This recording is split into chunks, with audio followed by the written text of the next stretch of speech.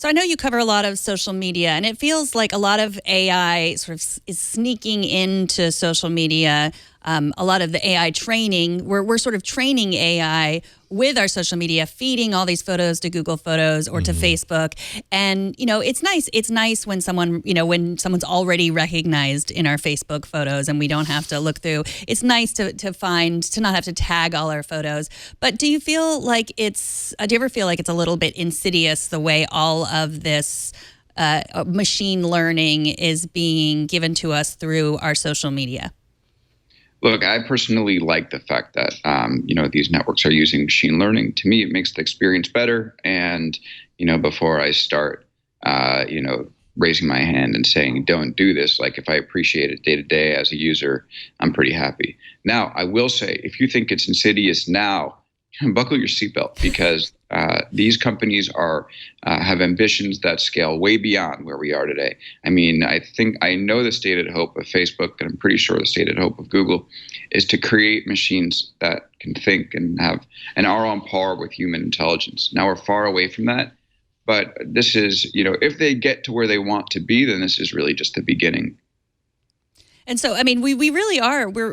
It's true that I use all this a lot. I enjoy the fact that Facebook knows what I want to see in my feed and what I don't want to see, but it still feels like, I want to express this specific emotion. So this year, of course, we got all the range of emotions in Facebook that we could give. And, when someone's dog is in the hospital, I don't want to like the photo. I want to be sad. But Facebook is using all of those intricate emotions that I'm showing to do what? Well, I mean, it's definitely studying them. And the newsfeed is run based off of AI, and Align, that one of the head of Facebook's applied machine learning team, which is the people that actually put the artificial into place. And Facebook is fond of saying is that Facebook today wouldn't exist without artificial intelligence. And I think that they see it as a competitive advantage. And we're really just going to get to the point. Here, let me just give an example. So last week, Facebook started testing this thing called M suggestions, where within Messenger, the AI is reading your conversations and then suggesting stickers that you'll respond to what people are telling you. Now, in order to suggest the appropriate stickers, think about how difficult the problem is for your artificial intelligence. It has to contextually understand the conversations and then suggest something that would be an appropriate response and you might actually want to use. And by the way, I have them suggestions on my phone. These stickers are pretty good. So, look, I'm not complaining because I love using stickers in Messenger. And if it can suggest 4 appropriate ones to pop in there and I'll pick one, I'm happy about that. There you go. So I think that, companies are using this data in all different ways. In many ways, there's no way to really opt out. But again, I think that generally, if you're concerned about the user experience, it's only going to be more fun and exciting to use these platforms moving forward. Yeah, so that kind of segues into another topic that we have here, which is just basically the fact that AI is reaching the hands of general users in many ways, largely, partially what you're talking about with Facebook M, but digital assistants, chatbots, Google's Assistant, Apple Siri, Amazon's Alexa, Microsoft's Cortana, all of these things hinging on the benefits and the power of AI. Apparently, tech companies really want us to be talking to our devices like they're humans. Based on what we've seen this year, is this what users seem to want for themselves? Is this kind of answering a need that users have, and is it effective? Okay, that's a good question. First, let me start by saying one of the interesting things about seeing these companies put their artificial intelligence into play into the form of user assistants or just entertainment chatbot is we're getting to see them experiment and fail in real time. Yeah. One of the things that these chatbots need to work is a significant amount of data. You can't just dog food entertainment chatbot in-house and get it to work the way you want it. You need massive amounts of conversations. And we saw Microsoft stumble on that when they put out Tay, their AI bot. You saw it go from something that they had worked internally and no one was pushing it to the edge to something that the users really broke. Mm-hmm. So I think one of the first user responses for all of us is, or not all of us, but a good chunk of the population is, let's try to break these things. It's certainly what happened with me when I had Facebook M. My number one goal was to try to break it and see how much work I could give it before it finally said mercy. So and so far it's still talking to me amazingly. Yeah. But I think that we're seeing really interesting experiments happen now. Whether users need it or not, look, I can tell you that if it's done right, people won't look back. Let me tell you one story, and then I'll let you ask your next question. Yeah. I was on the way to the airport to get home for Thanksgiving from San Francisco, and I had a connecting flight in Philadelphia. It was raining out, and my flight from San Francisco to Philly was delayed, meaning I'd missed the flight to New York and wouldn't make it home in time to see my family. So I'm heading to the airport, and I just send M the screenshot of the Google results that say this flight's delayed, and I say, hey, can you get in touch with the airline and see if you can do something about this? And then I wrote another message, maybe get me on a direct flight from San Francisco to New York. 10 minutes later, M had booked me on a flight direct from San Francisco to New York. Made it home on time. Everything worked out. Who would have known what would have happened if I would have had to, made the call, and it obviously would have caused me a lot of frustration. I wouldn't have done it any other way. Yeah. Now that I know that this is available. Is it all AI? Definitely not. But there's a chance that it could get there, and that's going to be exciting for a lot of people if that happens. It automatically booked your flight? Well, look, I mean, if you think about the back end of these systems right now, there's a lot of human involvement. So what's happening is the humans the M is going to get the requests from users. Then it will suggest its own response. And then humans on the back end will either accept that response and push it along to a user, or they will they will write their own response. And when they write their own response and when they do their own action, M learns.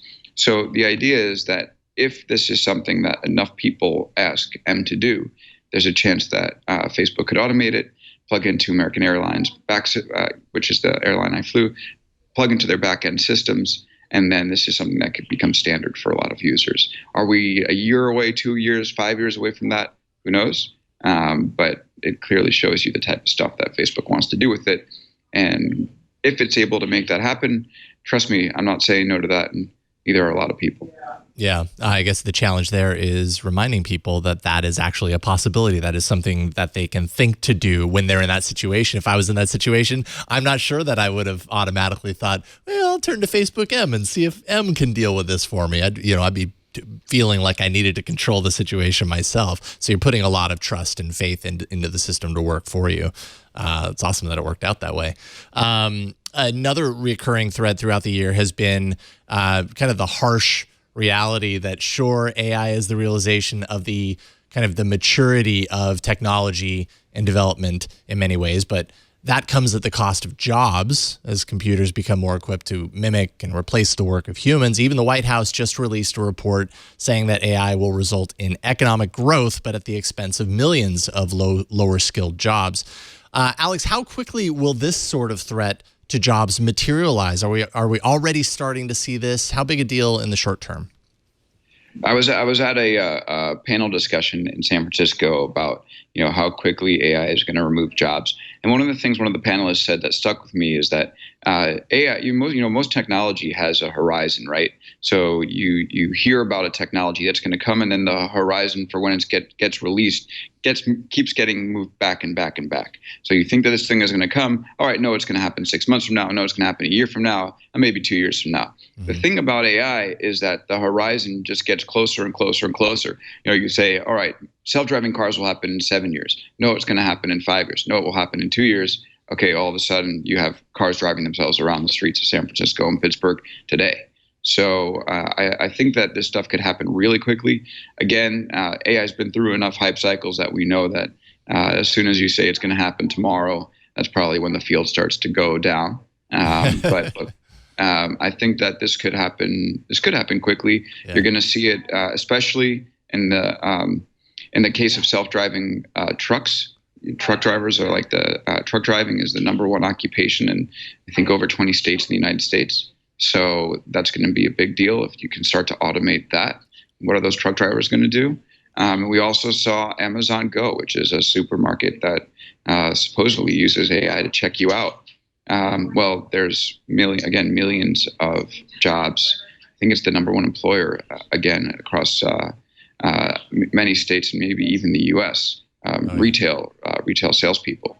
So if you think about that, if AI can check you out that way, it's going to cause another wave of major job loss. And everybody says this is just part of the history of economics. When you have technology that comes in and automates jobs, then the economy might have short-term pain, but long-term gain. Everything necessarily adjusts. This is pretty unprecedented technology. It's not like anything that came before it. So for me personally, I'm sort of thinking, well, I know what history tells us, but how can you really be sure here? And I don't have a good answer for that. Mm-hmm. Yeah, I mean, I wish I had a degree in economics at this point too, because it really feels like, we at one point we moved from an agrarian society to an industrial society, and now we're moving from an industrial society to an information society. So it's not just about automating jobs; it's a completely different society that we're going to be living in. And when we talked about Amazon Go, one of the things that we brought up was not just the fact that some grocery checkers would be losing their jobs, because for sure that's going to happen, but also the idea that you would maybe need a smartphone to be able to shop in this grocery store, just like the economic level of the haves and have-nots. And I feel like I see that more and more with AI. Like it's awesome that you could get your flight booked in your smartphone. And I also part of me wonders whether they know that you're testing. You're part of a beta test in this, and they know, well, if we get Alex Kantrowitz from BuzzFeed on that plane, like he's going to talk about it on BuzzFeed, and it's going to be but whether all of that AI will be available across the world, and it won't just be a digital divide, but it'll be a little bit of an AI divide. Yeah, it's a good question, and I will say that I find this all very interesting because my degree is in labor relations, which is something I never thought would actually start to come into play as a tech reporter, but now it's becoming more and more important. In terms of whether there's going to be an AI divide, look, I think that all technology is going to create, it's going to shake up the economy in a way and society. And start to mess with the structure. We already know that automation, globalization, which has largely happened on the back of the internet, has led to an increase in income inequality across the world. So I think you can't discount that. The one thing I will say is that for many people, Facebook is the internet. Many people across the world, their view of the internet is Facebook, for better or for worse. And so if you're starting to see these developments happen inside Facebook, it actually might end up, being in the hands of the most people possible, just because of how widely used it is. Yeah, for sure. Now, you, and I think this is kind of the last question, then we can let you go. You recently tweeted, I think it was last night even, that in 2017, artificial yeah. Oh yeah. No, I saw this. I wanted to ask you about it. Artificial intelligence, you said, will start showing itself in big ways in the stuff that we use every day. And I think throughout the course of this interview, you talked a little bit about. But explain your thinking behind this tweet and what you expect to see in 2017. Yeah, I'm basing that off of things like Suggestions and Google Assistant, which you'd imagine is going to make its way into more products than just Google Allo, which is kind of this, backwater messaging app that nobody uses. Mm-hmm. I think that as we start to see, artificial intelligence make its way into our messaging apps specifically, it's going to become more apparent to people than it was before. That's what I thought. I wrote that tweet a day after I had Suggestions start popping into my conversations on Messenger. And yeah, I have but when I start using Suggestions, it became way more apparent that this thing is going to, really be, present in ways that it wasn't before. So add the AI's presence in messaging apps to self-driving cars and trucks, which will likely expand big time in 2017. And all of a sudden, it's going to go from abstract to concrete for a lot of people. Yeah, exactly.